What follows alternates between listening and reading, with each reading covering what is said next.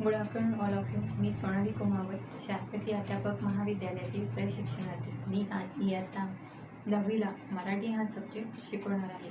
तर विद्यार्थी मित्रांनो, तुम्हाला माहीतच असेल की महाराष्ट्र ही संतांची भूमी आहे आणि संतांनी महाराष्ट्र भूमीमध्ये कोणते कोणते कशाप्रकारे कार्य केलेले आहे हे आपण अभ्यासलेलेच आहे. तर ते संत कोणते होते?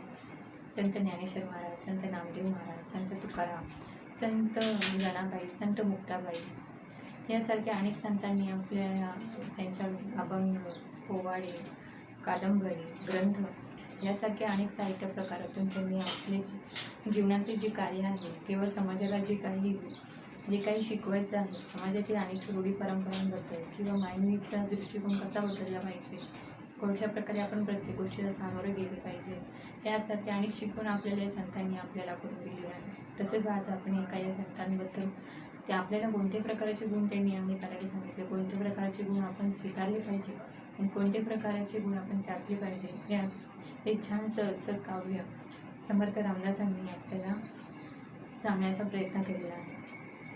तर आज मी कविता क्रमांक 4 उत्तम लक्षण हे आज आपण बघणार आहोत. पद्य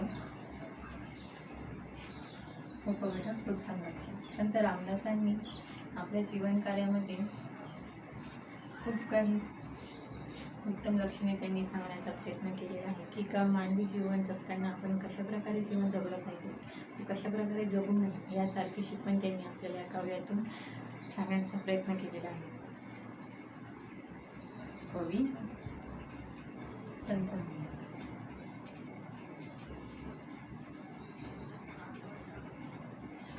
संत रामदासांचा जन्म 1608 आणि त्यांनी समाधी घेतली सज्जनगडावर 1682 मध्ये.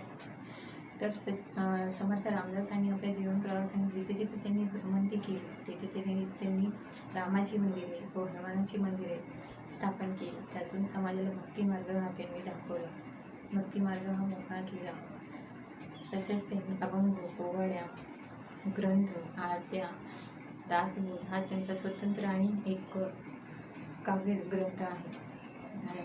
तसेच त्यांचे मनाशी श्लोक हा त्यांचा लोकप्रिय असा काव्यसंग्रह आहे. ते एक आध्यात्मिक विचारांचे प्रतिपादन करणारे टीका ग्रंथ, स्फुट प्रकरणे, आख्यान काव्य, करुणाष्टके, उपदेशपर रचना, अभंग, पदे, भूपाळा, आरत्या, सूत्रे यासारखे त्यांनी निर्माण केलेले आहे. दासबोध ही त्यांची संपूर्ण स्वतंत्र कृती असून त्यातून त्यांचा व्यासंग, चिंता व समाजाचे जनरीतीचे त्यांनी सूक्ष्म अवलोकन आपल्याला प्रत्ययाला येते. मनाचे श्लोक हे त्यांचे अत्यंत लोकप्रिय असे त्यांचे संत काव्य आहे. या काव्यातून त्यांनी मानवी जीवनामध्ये कोणते उत्तम गुण असतात व कोणते उत्तम गुण नसतात, त्या उत्तम गुणांचे गुण वैशिष्ट्ये कोणते, कशा प्रकारचे असतात, ते उत्तम गुण आपण कसे अंगीकारले पाहिजे हे त्यांनी सांगण्याचा प्रयत्न केलेला आहे. तर आता आपण कवितेला सुरुवात करूया. श्रोते व्हावे सावधान, आता सांगतो उत्तम गुण, जेणे करिता माने गुण सर्वज्ञपणाचे. श्रोते म्हणजेच ऐकणारा. ऐकणाऱ्यांनो तुम्ही सावध होऊन ऐका. आता सांगतो उत्तम गुण. तुम्हाला जे काही मी आता उत्तम गुण सांगणार आहे ते तुम्ही एकाग्रतेने, शांततेने आणि सावध होऊन ऐका. श्रोते म्हणजेच ऐकणारा.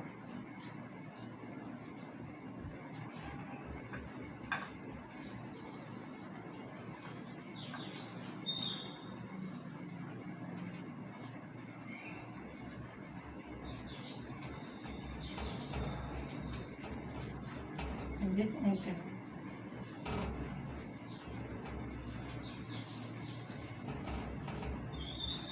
श्रोते व्हावे सावधान, आता सांगतो उत्तम गुण, जेणेकरिता बाणी गुण आणि सर्वज्ञपणाचे. श्रोते हो, तुम्हाला मी आता जे काही उत्तम गुण सांगणार आहे तुम्ही एकाग्रतेने होऊन ते तुम्ही अंगीकारले पाहिजे. तुम्ही सावध होऊन एकाग्रतेचे चित्तेने तुम्ही त्याचा स्वीकार केला पाहिजे. जे काही आता मी तुम्हाला जे काही उत्तम लक्षणे सांगणार आहे ते तुम्ही शांततेने ऐकून आपल्या जीवन प्रवासामध्ये तुम्ही त्याचा अंगीकारून तुम्ही तसे वर्तन तसे तुम्ही केले पाहिजे, असे समर्थ रामदासांनी आपल्या या काव्यातून 2 ओवीचे काव्यातून त्यांनी सांगण्याचा प्रयत्न केलेला आहे. तसेच जेणेकरता बाणी म्हणजेच अंगीकार, आपण ते अंगीकारले पाहिजे. उत्तम गुण हे आपण आत्मसात केले पाहिजे, हे समर्थ रामदासांनी आपल्याला सांगितलेले आहे.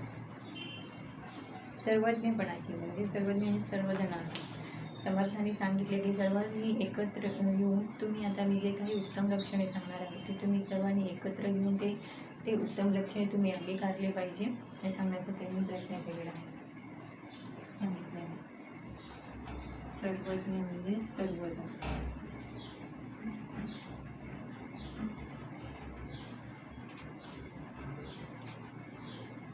वाट पुसल्याविना जाऊ नये, फळ ओळखल्याविना खाऊ नये, पडली वस्तू घेऊ नये हे काय की. जर आपण एखादा प्रवास करत असू किंवा आपल्याला जर एखादं कुठे ठिकाणी जायचं असेल तर रस्ता आपल्याला माहीत नसेल, तर आपल्याला जर माहीत नसेल तर आपण कुठेही भरकटू किंवा आपण रस्ता विसरू, त्यामुळे मग आपलेच नुकसान होत असते. त्यामुळे वाट पुसल्याविना जाऊ नये. वाट पुसल्याविना म्हणजेच विचारल्याशिवाय कुठेही जाऊ नये. जर आपल्याला जर रस्ता माहीत असेल तर ठीक, जर रस्ता माहीत नसेल तर आपण त्या रस्ता कुठून कसा जातो, कुठे जाणार आहे, त्याचा मार्ग कसा आहे हे आपण आधी विचारले पाहिजे, मगच आपला पुढचा मार्गक्रमण आपण केले पाहिजे. हे समर्थांनी आपल्याला या ओवीतून सांगितलेले आहे. वाट पुसल्याविना म्हणजेच विचारल्याशिवाय.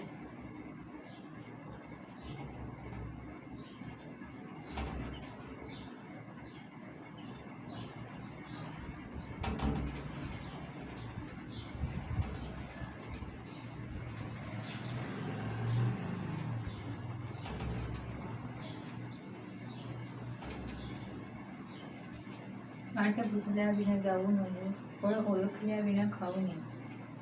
वाट पुसल्याविना जाऊ नये आणि फळ ओळखल्याशिवाय खाऊ नये हे समर्थांनी उत्तम गुण यातून सांगितलेले आहे. ही एखादी वाट आपल्याला माहीत नसेल तर आपण ती विचारून मगच पुढचा प्रवास करायचा. ते जर आपल्याला कुठेही कोणत्या गोष्टीबद्दल माहीत नसेल तर ती माहिती आपण करून घेणे, मगच आपण ते काम करणे किंवा कार्य करणे हे आपल्याला सांगण्याचा प्रयत्न केलेला आहे. तसेच फळ ओळखल्याविना खाऊ नये. एखाद्या झाडावर तुम्हाला फळ दिसलं आहे, ते फळ खूप छान आहे आणि तुम्हाला खायची इच्छा झाली, तर पण त्या फळांमुळे आपल्याला कोणते हानिकारक होणार, कोणते दुष्परिणाम होणार आहेत आपल्याला माहीत नाही, तर मग ते फळ आधी विचारल्यावेळेस मगच खावे. जर तुम्ही तसंच खाल्ले तर आपलेच नुकसान होऊ शकते किंवा आपल्या शरीराला इजा होऊ शकते, हानी होऊ शकते, काय इन्फेक्शन होण्याची वगैरे शक्यता असते. म्हणून फळ ओळखल्याविना खाऊ नये. तसेच जे आपल्याला जे फळं आवडतात ती तर माहितीच असतात, पण जी फळं आपल्याला माहीत नाही आहे, जे फळामुळे आपल्याला कशी आहे, काय आहे, त्याचं गुणधर्म कसा आहे हे माहीत नसताना आपण त्या फळाचा स्वीकार करू नये किंवा ते खाऊ नये हे सांगण्याचा समर्थांनी प्रयत्न केलेला आहे. पडली वस्तू घेऊ नये हे काय की. तर रस्त्याने चालताना आपल्याला एखादी वस्तू दिसते, ती वस्तू म्हणा किंवा पैसे असतील किंवा दागदागिने चांदी एखादी कोणतीही वस्तू असेल, जर ती पडलेली वस्तू असेल तर ती आपण उचलू नाही. जर ती पडलेली वस्तू असेल तर ती उचलू नाही. जर तुम्हाला दिसलीच तर ती तुम्ही एखाद्या व्यक्तीला विचारा तिथे की कोणाची आहे, काय आहे, त्या व्यक्तीला ती देऊन टाकावी. तसेच ते किंवा मग एखाद्या मंदिरामध्ये तिथं दान करून द्यावे किंवा ती एखादा तो मोबाईल असेल, पर्स असेल तर ते आपण स्वतः न घेता किंवा ते मग ते पोलीस स्टेशनला वगैरे देणे, की कोणाचं असेल तर ते स्वतःहून मग ते घेऊन जाते. तर अशा प्रकारे हे उत्तम लक्षण आहे की ती कोणाची वस्तू पडलेली असेल ती घेऊ नये. हे चांगले उत्तम लक्षण समर्थांनी सांगितलेलं आहे. ते आपण अंगीकारलं पाहिजे की कोणत्याही आपल्याला वस्तू दिसली तर ती वस्तू आपण उचलू नये. पापद्रव्य सोडू नये. पापद्रव्य म्हणजेच पापाने पैसा म्हणजे खोटारडेपणा किंवा कोणाला फसवून किंवा कोणाला लोटलपाटी करून असा पैसा मिळवलेला तो कधीच बरकती राहत नाही. तो पैसा कधीच आपल्याला समाधान देऊ शकत नाही. तो पापद्रव्य म्हणजे पापाने पैसा जमा केलेला. पापद्रव्य म्हणजे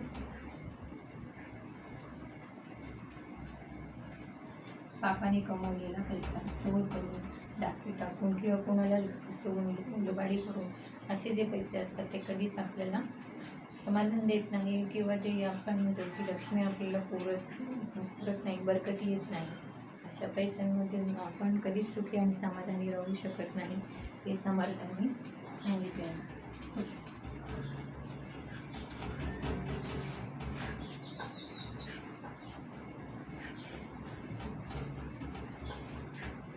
आपण कमवलेला पैसा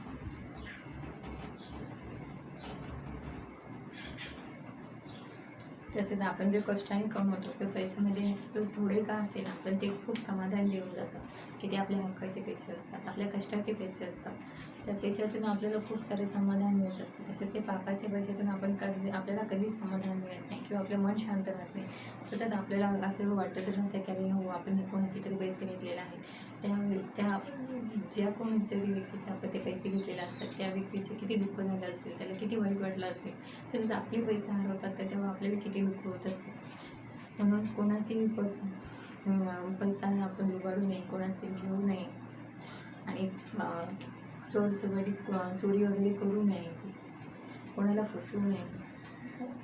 आणि अशा प्रकारचा कमवलेला पैसा हा कधी चांगला नसतो किंवा तो कधी बरकतीवाला म्हणजे आपण म्हणतो ना आपल्या उन्नतीच्या मार्गाकडे नेणारा नसतो, तो कधी आपल्याला हानीच पोचत असतो. त्यामुळे आपले कर्म हे चांगले असले पाहिजे. आपण कोणाचे पापद्रव्य, कोणालाही फसवणूक, कोणाच्याही खोटेडेपणाने वापरून तो पैसा कमवू नये, हे समर्थांनी सांगण्याचा प्रयत्न केलेला आहे. पुण्यमार्ग सोडू नये कदाकाळी. समर्थांनी सांगितलेलं आहे की पुण्यमार्ग हा सोडू नका. पुण्यमार्ग म्हणजे भक्तिमार्ग.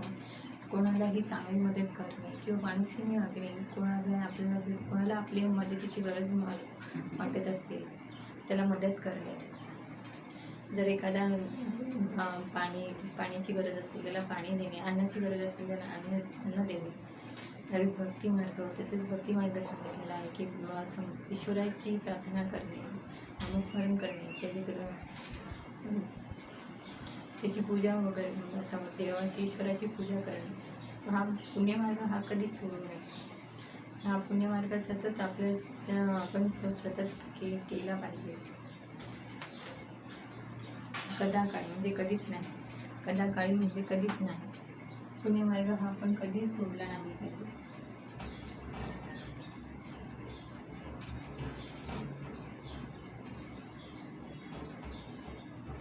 सतत चांगले वाटणे, खोटारडेपणाने वागू नये, खोटारडेपणाने वागू नये. परत घरचे व्यक्तींचं म्हणणे ऐकणे किंवा आईवडिलांचं ऐकणे, हे सगळे चांगले गुणांची उत्तम लक्षणे हे समर्थांनी आपल्याला सांगितलेले आहेत. पुण्यमार्ग तसेच पुण्यमार्गामध्ये खूप काही असे कर्म आहेत तिथं पण प्रामाणिकपणे वागणे हे सांगण्याचा त्यांनी प्रयत्न केलेला आहे.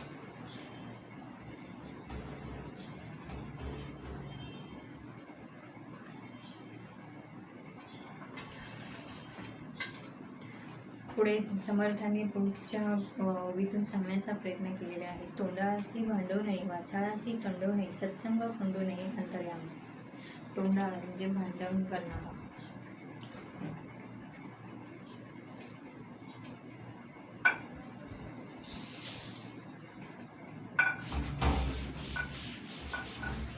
तोंडाळाशी भांडू नये. जर समजा एखाद्या व्यक्ती असेल जो स्वतःहून आपल्याशी भांडायला वगैरे येत असेल, एखाद्या गोष्टीवर आपल्याशी वाद घालत असेल तर अशा व्यक्तीसोबत आपण भांडू नये किंवा आपण वाद घालू नये.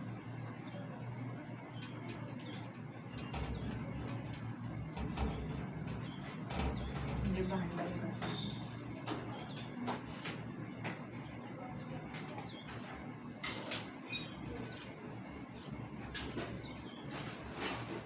तोंडाळ व्यक्ती असते त्यांना सतत असं भांडायला आवडत असते. तर कोणी ना कोणाशी तरी कोणत्या ना कोणत्या कारणावरून भांडण करणे, त्यांच्यासोबत बडबड करणे, अशा व्यक्तींसोबत आपण भांडलं नाही पाहिजे. वाचाळाशी तंडू नये.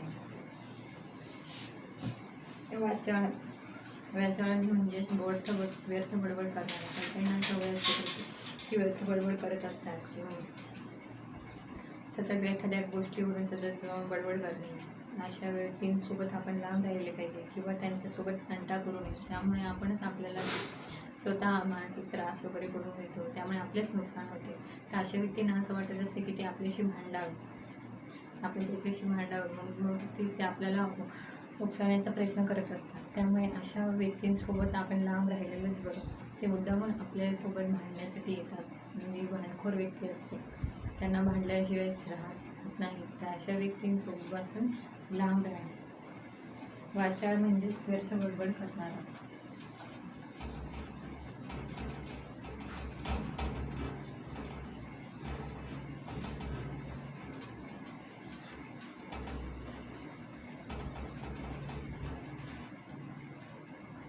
वाचाळाशी तंडू नये आणि सत्संग खंडू नये अंतर्यामी. सत्संग म्हणजे भक्तिमार्ग, महाभंग जे भक्तिमार्ग असतात ते तो मार्ग आपण कधी खंडू देऊ नये. सत्संग म्हणजे संतांचे जे काही शिकवण दिलेली आहे त्या संतांच्या मार्गावर क्रमण करणे, त्याप्रमाणे वागणे, हे समर्थांनी सांगितलेलं आहे की सत्संग खंडू नये आणि अंतर्यामी. खंडू नये म्हणजेच तोडू नये. संत मार्ग हा आपण कधीच तोडला नाही, खंडू नये म्हणजेच तोडू नये.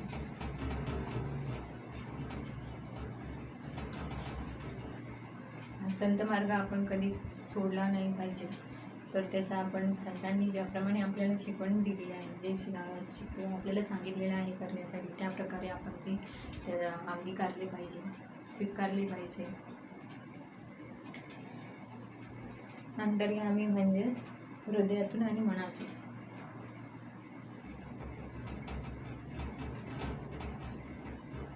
आपल्या मनातून संत मार्ग हा कधीच गेला नाही पाहिजे. आपल्या मनात संतांबद्दलची जी शिकवण आहे, जी संतांनी जे आपल्याला मार्ग सांगितलेला आहे, ते मनातून आपल्याला कधी गेले नाही पाहिजे. संत रामदासांनी आपल्या जीवनामध्ये खूप काही छान अशी उत्तम लक्षणे सांगितलेली आहेत की आपल्या जीवन प्रवाहामध्ये खूप काही बदल होऊ येतो. जे उत्तम लक्षणे आहेत ते स्वीकारले तर आपलं जीवन सुख आणि समाधानी भरलेलं असते.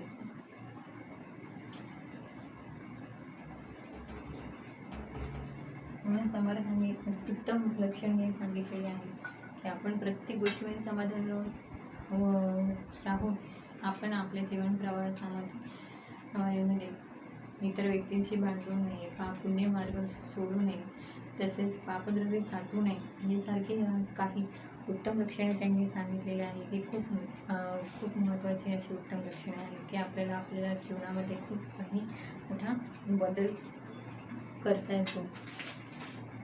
तर मी एक असा चार्ट बनवलेला आहे.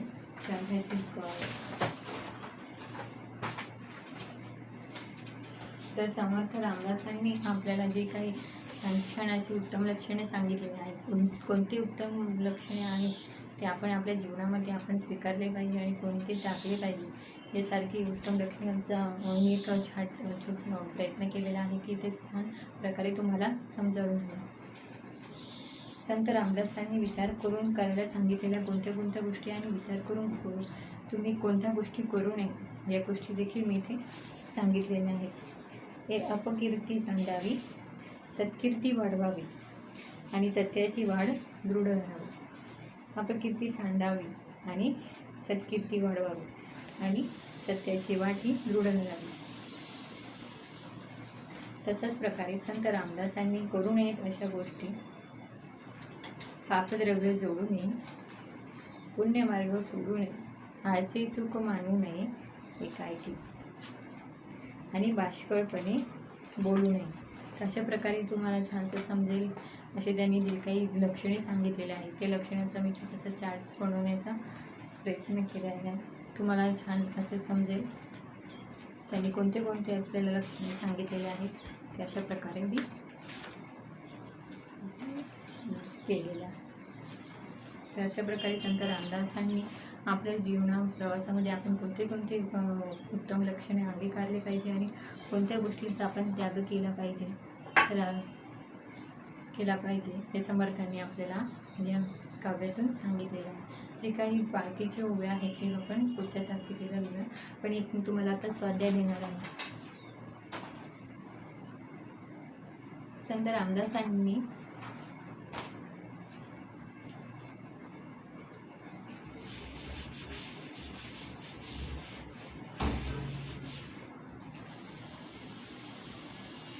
तुम्हाला ग्रहपाठ देते.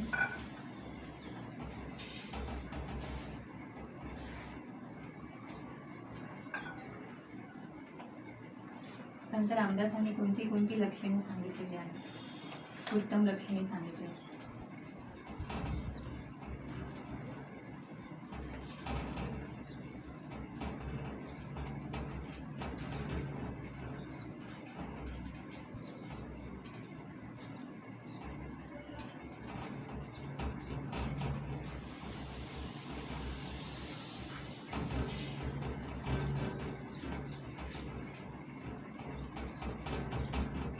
सगळे आहेत एलिया.